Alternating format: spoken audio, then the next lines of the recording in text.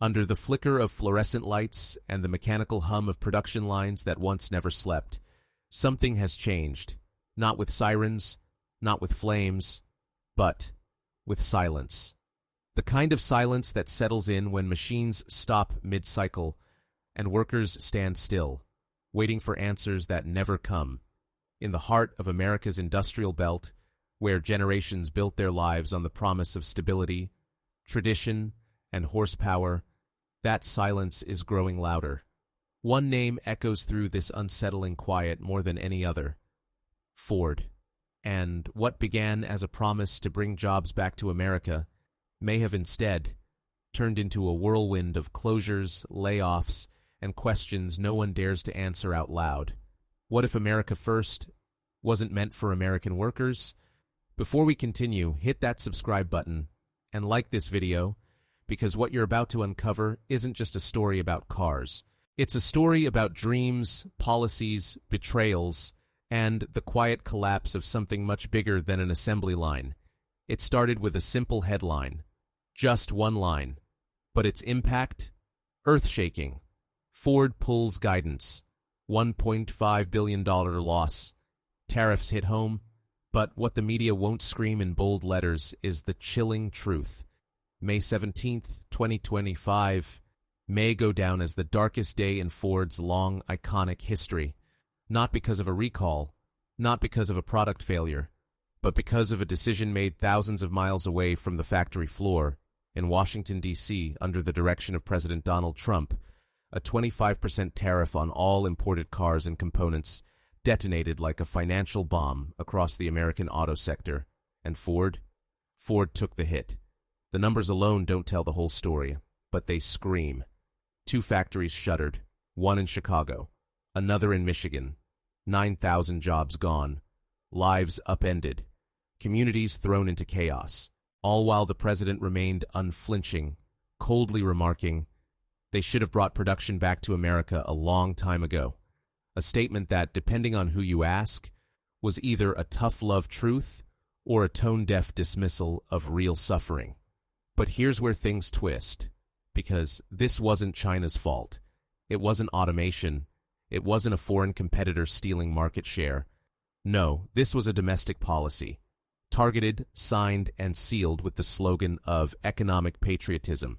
So why is it wreaking havoc at home? Let's rewind.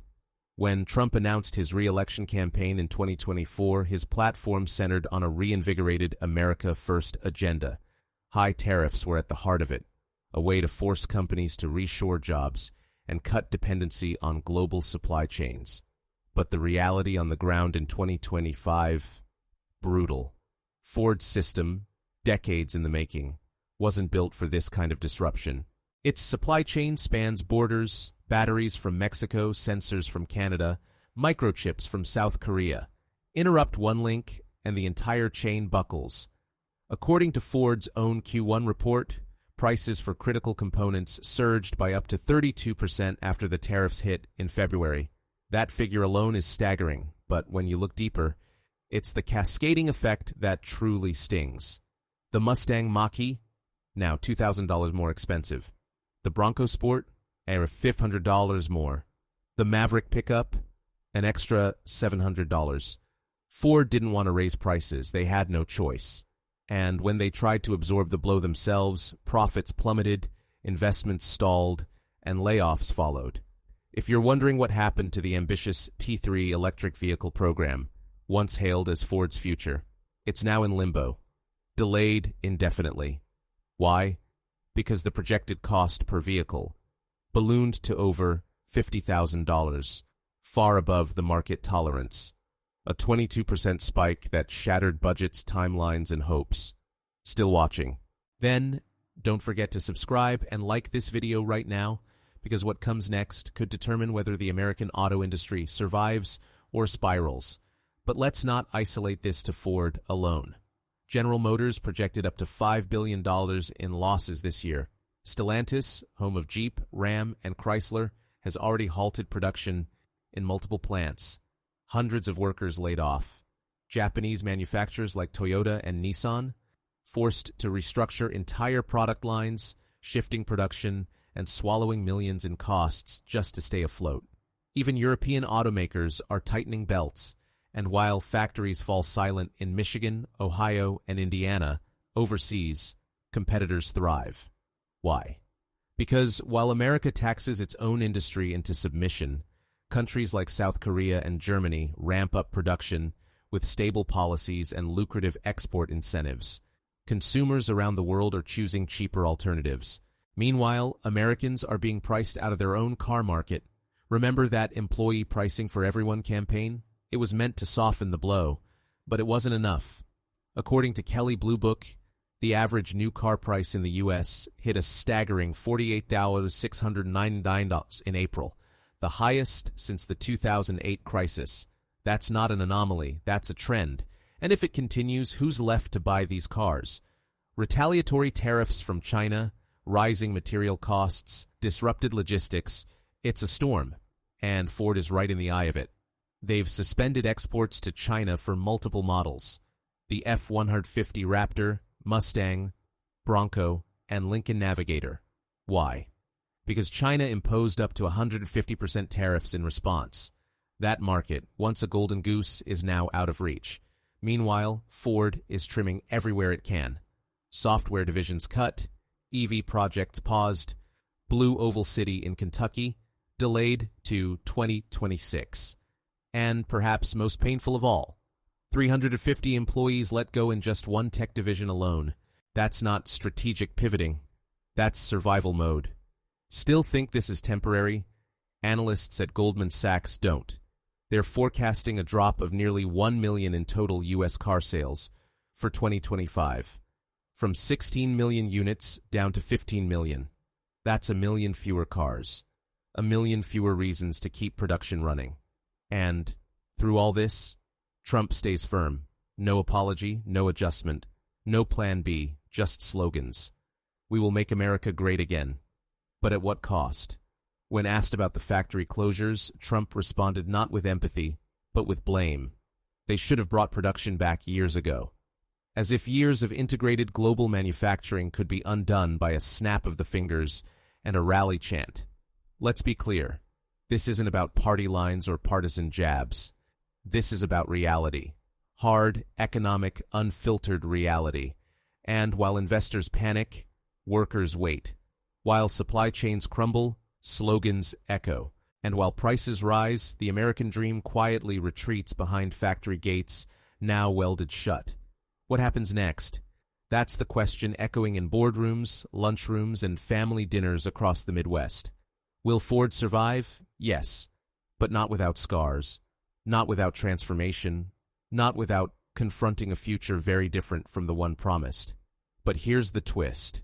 What if Ford isn't the end of the story? What if it's only the beginning? What if the collapse we're watching in Detroit today is tomorrow's reality in Silicon Valley, in agriculture, in retail, in aerospace? Because tariffs don't exist in a vacuum. They ripple. And when the first stone is thrown into the pond, it's only a matter of time before the waves reach the shore. That's why you need to stay with us. Subscribe now, like the video, share it, because this story is far from over. And what comes next might just reshape the foundation of the American economy itself. And so, the silence spreads, not just through shuttered plants and abandoned parking lots, but through the strategy rooms of some of the largest corporations in America. Executives who once sat confident atop balance sheets, padded by global operations, are now scrambling to make sense of the chaos. How do you plan next year's investments when this year's logistics are already on fire? How do you defend shareholder value when the government's own trade barriers are slicing into your profits like a blowtorch through steel? This isn't just about Ford anymore. It's a chain reaction, and the links are snapping fast. Reports have begun surfacing from within the boardrooms of other automotive giants. Panic meetings, emergency budget cuts, mass postponements of model launches. GM's all-electric future? Suddenly not so certain. Stellantis' North American growth plan? Now rerouted, scaled back, or worse, shelved. Production floors that once buzzed with synchronized precision now lie in semi-stasis, waiting for parts that can't arrive or cost too much to justify their delivery. And yet, the administration doubles down, as if political narrative could somehow weld steel, assemble circuits, and revive a hemorrhaging sector. But here's what no one wants to admit out loud. What if the goal was never recovery? What if, behind the curtain of slogans, the actual intent was disruption? To reset the entire industrial paradigm in a way that only the strongest survive, even if it means throwing thousands into uncertainty along the way. Could that be the plan? Or is it simply the fallout of a gamble too large to control? Whatever the answer, the consequences are mounting. Across Ohio, Michigan, and Pennsylvania, unemployment claims from auto workers have surged, not to pandemic levels yet, but trending steeply enough to flash red lights in every regional economic office. In Indiana, at least 3 supplier companies announced sudden shutdowns in May alone, citing tariff-related costs as the tipping point. Even steel and aluminum manufacturers, supposedly the beneficiaries of the tariff war, are reporting volatility, delays, and shrinking margins as auto contracts dry up. Now pause for a moment and ask yourself, if this is what winning looks like, what would failure even resemble? And while American manufacturers are bending under pressure, their foreign counterparts are exploiting the cracks. Hyundai and Kia have rapidly increased U.S. market share over the past 4 months, thanks to more predictable pricing and better logistics from South Korea.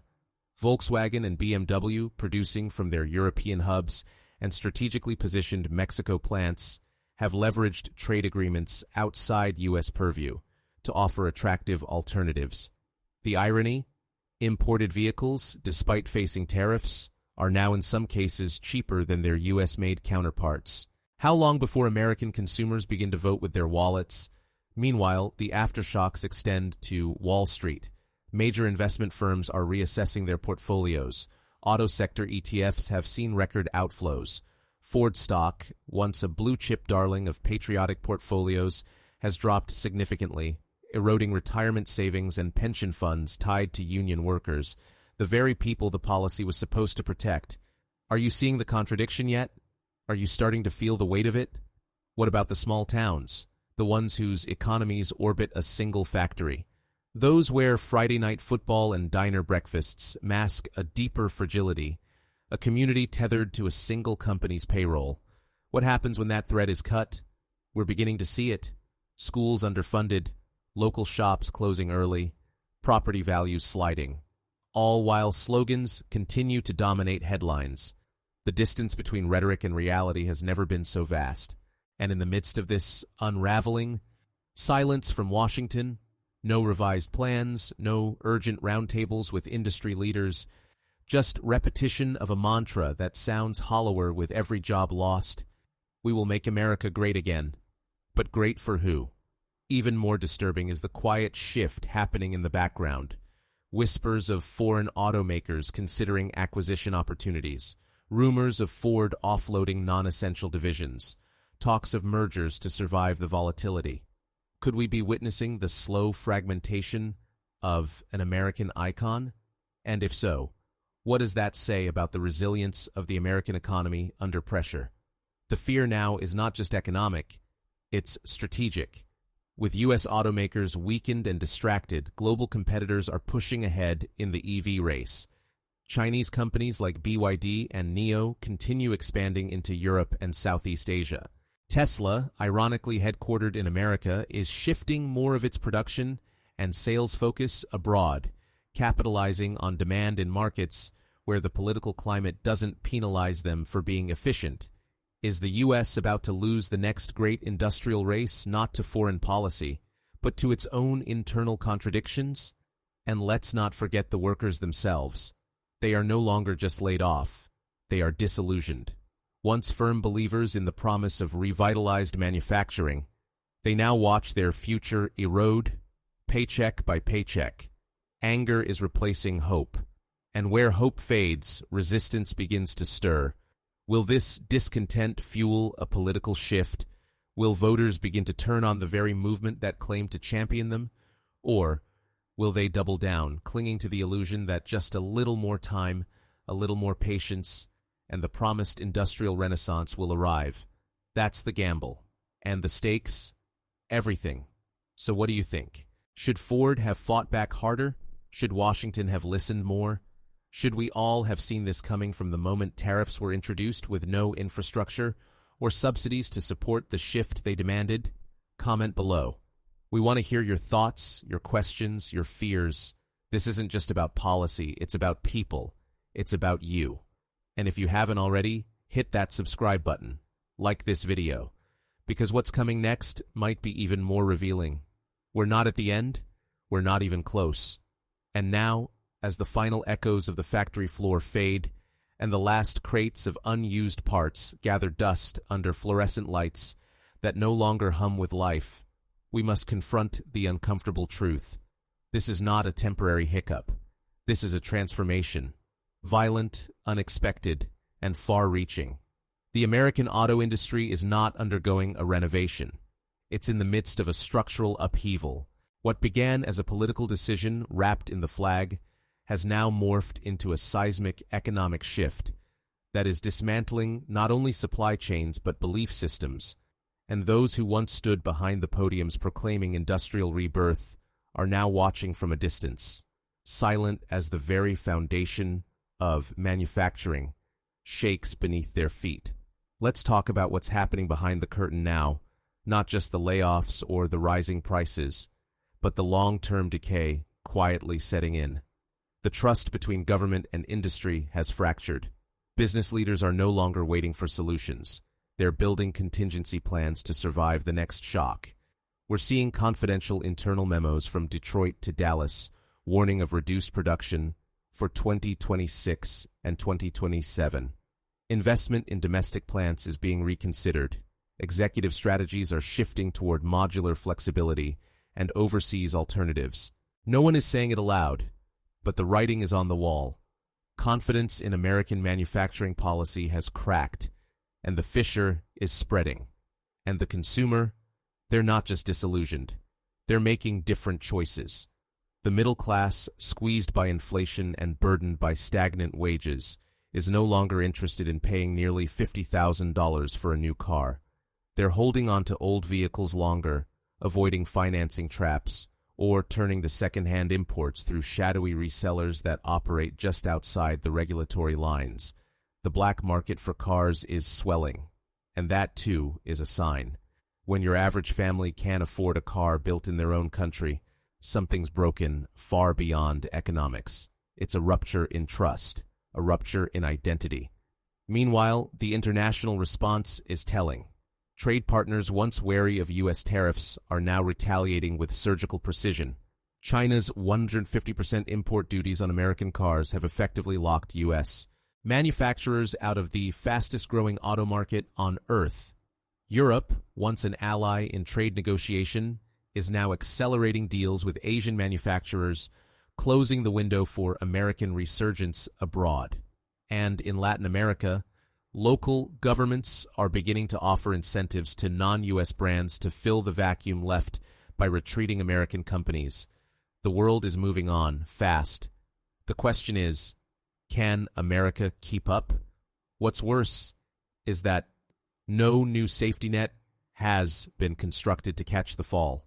There's no aggressive reinvestment plan in place to retrain workers, no industrial stimulus to stabilize collapsing plants, no comprehensive effort to shift towards sustainable manufacturing models that could position the U.S. competitively in the global EV race. Instead, there's a vacuum, and into that vacuum pour doubts, uncertainties, and speculative chaos. Could it be that in trying to protect American jobs, we've simply made them more fragile? Could it be that in punishing foreign competition, we've only opened the door wider for them to take over what we once dominated? The evidence is everywhere. BYD has just signed a deal to open a new EV plant in Brazil. Renault is expanding in Southeast Asia. Hyundai is building a new hub in Indonesia. These aren't just headlines. They're indicators of a global shift in momentum. While America recalculates, repositions, and reacts, others are executing. Swiftly, quietly, effectively. And as America fumbles, others flourish. And now, more than ever, consumers are starting to ask the question, Washington won't touch.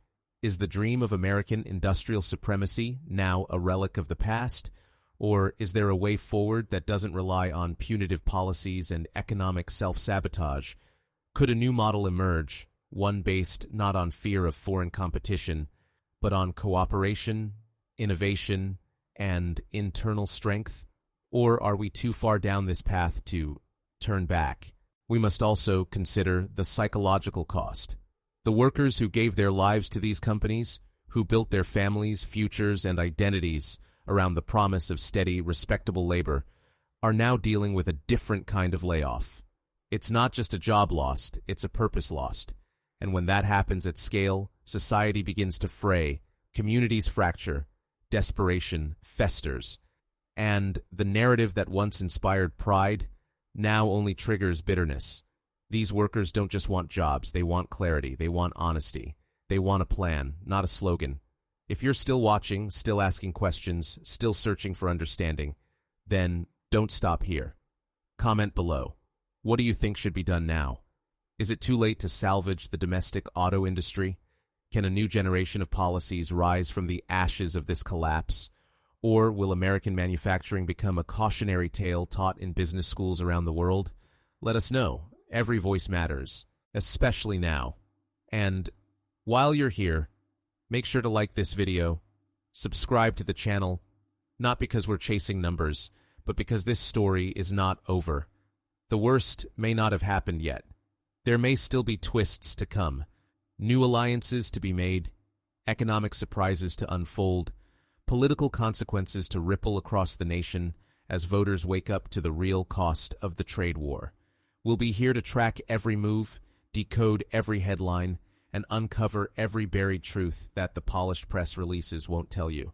So stay alert, stay curious, stay subscribed, because if you think this story was about Ford, you're only seeing the surface. The unraveling has just begun, and what lies beneath could change everything.